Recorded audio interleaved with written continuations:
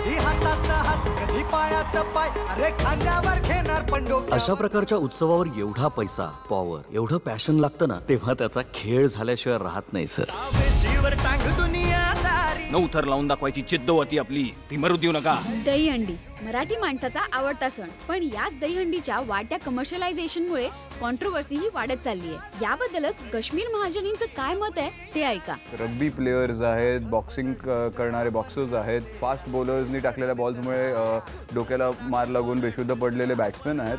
So तुम्ही मग एका बॉलरच्या बॉलिंगवरती वेगमर्यादा ठेवणार आहात का एखाद्या बॉक्सरला सांगणार आहात की फक्त 4च पंचेस दर 5 सेकंदाला मारायचे असं काहीतरी सांगणार किंवा एवढ्या जोरात तू मारू शकत नाही किंवा इकडे मारू शकत नाही इकडे मारू शकत नाही फक्त एवढ्याच भागात मारू शकतोस. पण तुम्ही अशी रिस्ट्रिक्शन्स टाकू शकता त्यांना. सो मग हे सगळं बघता गोविंदावरती रिस्ट्रिक्शन्स का?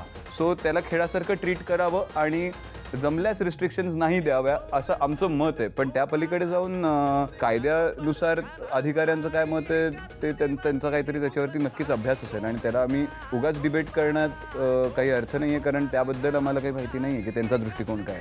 पण त्यांनी हा सिनेमा नक्की बघावा, कदाचित त्यांचा दृष्टिकोन बदलेल. 9 थरांचा विक्रम केलेली पोरं आहेत, पुढे मारणारच.